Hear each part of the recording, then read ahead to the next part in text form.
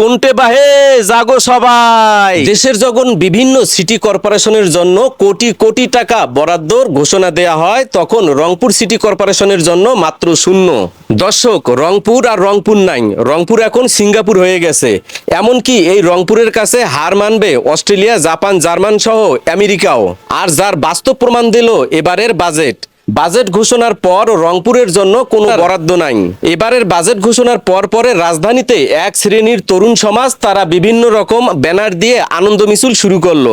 সেই সাথে তারা মিষ্টি বিতরণও করলো। তারা বলল এবারের নাকি বাজেটটা গরিব এবং মধ্যবিত্তের জন্য বেশ সহায়ক হবে। কিন্তু বাস্তবে কি ঘটছে আমরা একটু গভীরভাবে দেখতে চাই। সবচেয়ে অবাক করার বিষয় হলো বাংলাদেশের উত্তরাঞ্চলের বিভাগ রংপুর বিভাগ। আদৌ কি এই রংপুর অঞ্চলের এই মানুষদের জন্য কতটা সহায়ক হয়েছে এই বাজেট, যার প্রমাণ আমি আপনাদেরকে এই ভিডিওতে দেখাবো। দেশের যখন বিভিন্ন সিটি কর্পোরেশনের জন্য কোটি কোটি টাকা বরাদ্দর ঘোষণা দেয়া হয়, তখন রংপুর সিটি কর্পোরেশনের জন্য মাত্র শূন্য। যেমন সিলেট সিটি কর্পোরেশনের জন্য 197 কোটি টাকা বরাদ্দ দেওয়া হয়েছে এই বাজেটে। পাশাপাশি কুমিল্লা সিটি কর্পোরেশনে 350 কোটি টাকা বরাদ্দ ধরা হয়েছে। নারায়ণগঞ্জ সিটি কর্পোরেশনে 40 কোটি টাকা বরাদ্দ ধরা হয়েছে। গাজীপুর সিটি কর্পোরেশনে প্রায় 500 কোটি টাকা বরাদ্দ ধরা হয়েছে। ময়মনসিংহ সিটি কর্পোরেশনে প্রায় 300 কোটি টাকা বরাদ্দ হয়েছে। দুঃখজনক বিষয় হলো এই বাজেটে রংপুর সিটি কর্পোরেশনের কোনো বরাদ্দ রাখা হয় নাই।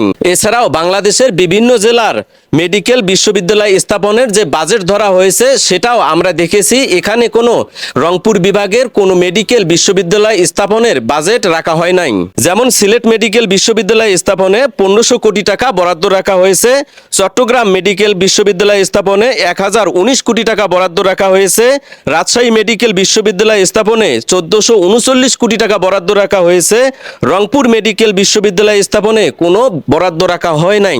এছাড়াও স্বাস্থ্য, শিক্ষা ও কৃষি খাতে উল্লেখযোগ্য কোনো বরাদ্দ রাখা হয় নাই এবারের বাজেটে। শুধু এখানেই শেষ না, রংপুর বিভাগের উত্তরাঞ্চলের মানুষগুলো যুগ যুগ ধরে বৈষম্যের শিকার হয়ে আসছে।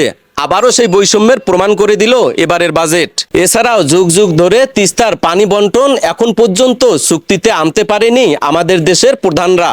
তাহলে কি এভাবেই উত্তরাঞ্চলের মানুষ দিনের পর দিন বৈষম্যের শিকার হবে এবং বঞ্চিত হবে তাদের ন্যায্য অধিকার থেকে? নাকি আমরা ধরে নেব এবারের বাজেট গরিব মানুষের না? আর যদি গরিব এবং মধ্যবিত্তের জন্য এই বাজেট হয়ে থাকে, তাহলে বৃহত্তর রংপুরের মানুষ কেন এই বাজেট থেকে বঞ্চিত থাকবে? আর কেনই বা তারা বৈষম্যের শিকার হবে? আর এভাবে যুগের পর যুগ, বছরের পর বছর কত আমরা বৈষম্যের শিকার হব? এই আধুনিক যুগেও এসে আমরা আর বৈষম্যের শিকার হতে চাই না। তাই আজ থেকে আমরা প্রতিবাদ করবই। তাই প্রতিবাদে কণ্ঠে এটাই বলবো, কোনটে বাহে জাগো সবাই।